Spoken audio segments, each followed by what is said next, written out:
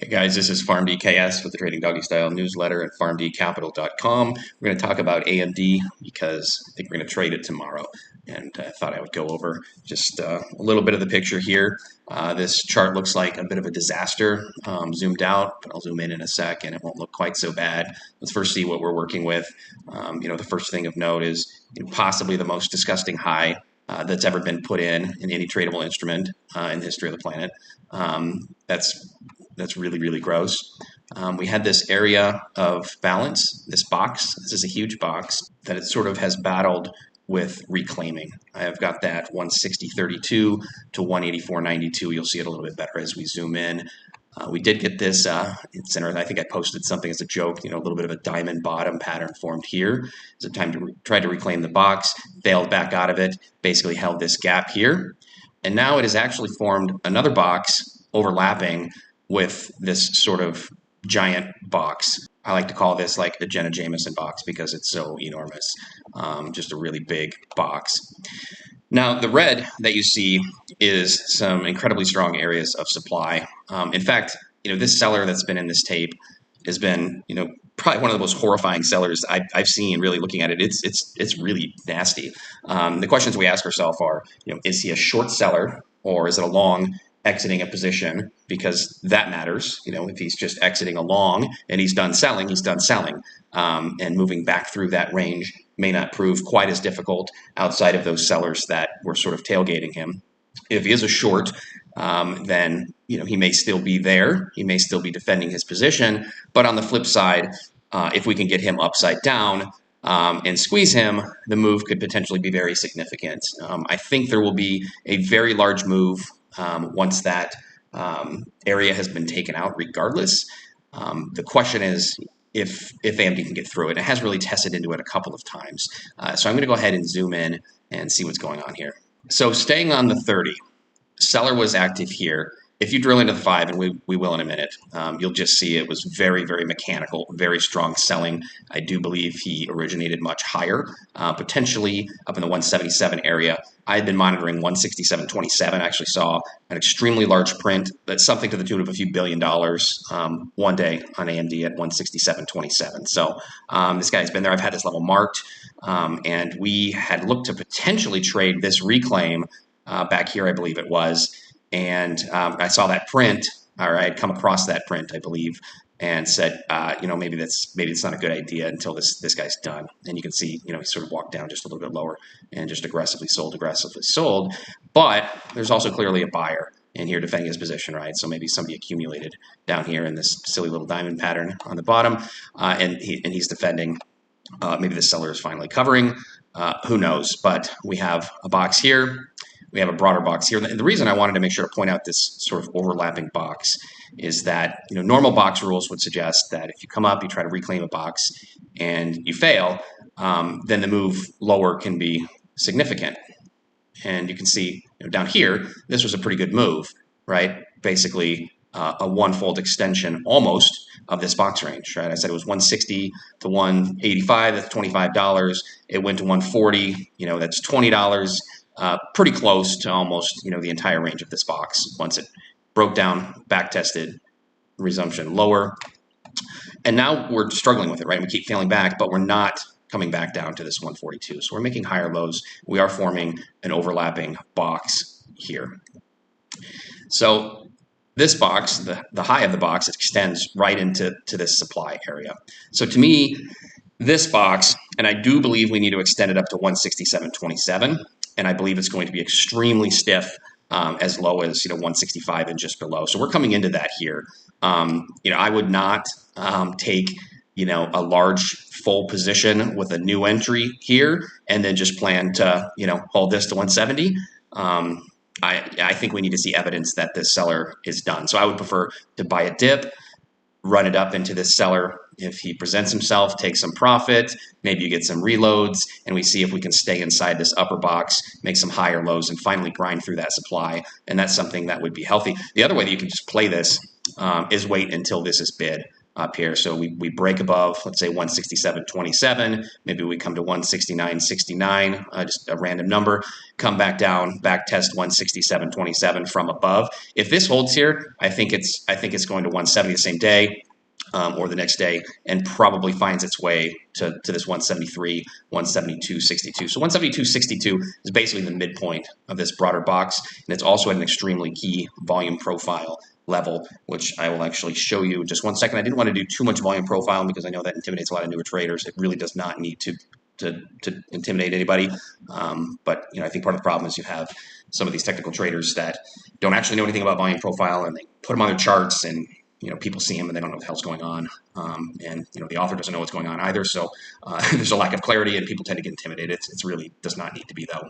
Let me pull that in real quick. I'll pull in a yearly and I'll pull in a monthly. So here's the yearly. So this is year-to-date volume profile. And so, some of the key tenets of volume profile, you've got areas of high volume node. You've got areas of low volume or low volume node. That's what we have here. We don't need to get into really how those are played, why they're formed, what they mean necessarily. But for the purposes, of this video, suffice it to say, moving from one area of high volume to another area of high volume, you've got an LVN in the middle. That can be tricky sometimes. But once you accomplish that and you find some, time and price, in this next high volume node, you could potentially rotate up to the top. Let's make note, this is the value area high for the year. So I've got it on my chart, but like 183, let's call it. And I'm going to pull in the monthly, kind of see the same thing in terms of this, high volume node. So here's the monthly, and this is basically making up the high volume area. See, I've got 173.15, where I mentioned was the low volume node there. And this here, if you take these months together, you see an area of relative high volume. You see this area of relative high volume this month, partially up here anyway, this month also some volume. So this sort of put in that upper distribution for the year. The value area high for the year is here. And so getting above, this 173.15, kind of getting right into here, let's call it 175. And holding that, I do think 175 is going to reject first time, probably quite strong. All this in this case is supply. Any longs are trapped up here. They may not have exited their positions, so it could be strong. But once we do build a base over, again, let's call it 175, it's going to come up here to 183. Now, if it can break that, it sort of opens up some of this. But to me, getting a trade from, let's say, 163, 164 up to even 173 is a fantastic trade, right? Even 170 is a fantastic trade. So that's all I'm really going to show on volume profile. I will actually, one more thing. This is basically the yellow box. You see the value areas of this month, this month, this month here. So 3 months in a row, we're all sort of trading inside value, these blue lines. It's value area high, value area high, value area low, value area low. And this was compressed, very tight value range. So no real surprise that we're getting a move from here. Maybe we're going to come up and we're going to test these value area highs, which gets us right into that LVN. So just wanted to point out, like this, to me, this is not trend. This is balance. It's consolidation. That's normal. It's a box. That's your yellow box. All right, so how are we going to trade it? First of all, let me come in here and show you this seller, because this is gross. And I'm kind of a bear, so I actually think it's hot. But so he started back in here. That's where we spotted the 167.27. But look at this continuation sell. So I call this sequence my 5-minute reoffer sequence. It's just evidence of a potentially strong seller. Rebid is a strong buyer that I see on short time frames. I'm not going to get into that. I have videos on YouTube about that that are not paywalled or anything like that. But this is a very strong sequence. You get these two candles. Pretty strong, right? You see this and you're like, wow, there's some strong buying. We're going to the moon, possibly 420.69. Seems reasonable here. And then this guy, he just completely and utterly stomps on it, and he drives us down, $6 in no time. This was like the same day, right? So he just completely stomps on it. You see some of that here too, but I'm going to kind of move to the right because it's the same area. It's very obvious that there's this big seller. He's just unloading everything. So here he goes, 5-minute reoffer right here. It's a buy side candle. That gets dumped, and again, buyers try, they make an attempt, dumped, and then he runs them down, again, $4. So the guy's serious, and again, we don't know if he's a short or if he was just a long exiting. I'm not sure it's going to matter here. I still think it's going to be strong. Now, if we do come up here and we just trade 165 and just rip through here, yeah, hold some because it's likely to be a very, very big move. Similarly, if you have the patience and you have the time on your contracts to wait for like some chop into here, and we get some higher lows, and this could take like a couple days potentially, unless call buyers get silly and just lift this guy, which would be fantastic. But again, like set your alerts for 167.27. If you get like a clean open on a given day, let's say 168, back test it from above, and it holds, maybe then a higher high out of that. Yeah, hold some for a really strong move, probably 170, 173 really quickly. The one other thing I'll add is that AMD is like, it's an absolute ass to trade if you don't trade it a lot. Like it runs levels like crazy, much more so than like NVIDIA or some of the other semis or even other tech stocks. It's just a bastard. Like I've traded it, I've owned it almost 16 years, I guess, at different times, mostly 2018 to now. And it just like, it trades mean sometimes. So like, where would I buy? Like this is an incredibly strong profile. The first thing I would note is that very strong demand on sort of medium time frames, daily time frames was left behind today. And that's very strong for AMD. So I'm calling that 161.37 really all the way down to today's open at 156.85. So to me, like longs remain valid above 156.85. Now, do I want to see it test that low? No, not really.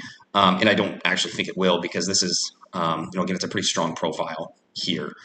So I would probably, a few things could happen. So we open strong. Like if we gap up into this and then we go green to red, I mean, keep it on watch, but like, that's not what you want to see. You could then end up retracing more of this profile than you otherwise would have. Like if we trade lower first, I mean, I might have to lick white dog shit if we make it all the way through 156.85. Like it would just shock me. Like there would have to be some like horrifying news or data because this is a very, very strong profile that was put in today.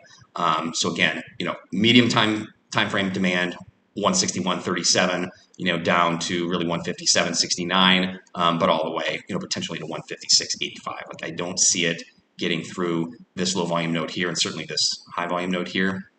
I think most dips are going to hold above this 161.75 to 161.37. So like if I'm being greedy, I'm probably looking in here.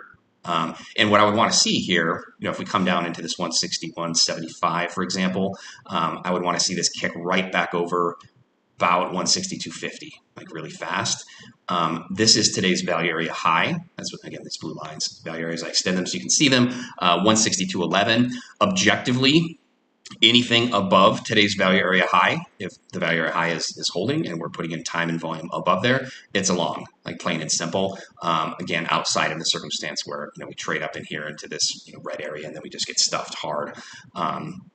So again, really anything above here, you just buy, and then like you could buy some more, like if you manage your size appropriately. This 3-bar up sequence right here, so this is 240, 245. 255. This is a really strong candle. You can just put this green rectangle in this case because it's AMD and it's kind of a dick, just on the entire range of this doji. So 162.91 on the low to 163.20. Like I would look for a reaction here. So if you get some kind of strong reaction here, you buy it. Again, what you would want to see is quickly back above probably 163.60s and then a rotation through today's high and into this area. And again, like this could really be tough. So, I would almost like prefer to see some consolidation here. But I don't think it's going to. I think it's gonna try to gun for this area. So if we can come in here, we can test up, maybe 165, 166. Then we come down 162, 163s. The next day, push higher again through this, really start to pressure this seller or clear this supply. I think would be a good look. Like now that I said all this, like it probably goes to 175 tomorrow out of nowhere. But I just really don't think it's going to be able to get through this seller.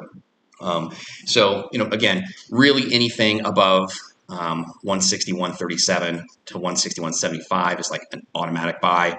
If it comes down below, let's say 160.30, maybe 160, then it can kind of get sucked into here down into this 157.70 to 160. And it might end up putting in kind of a gross candle. So like maybe wait till the next day.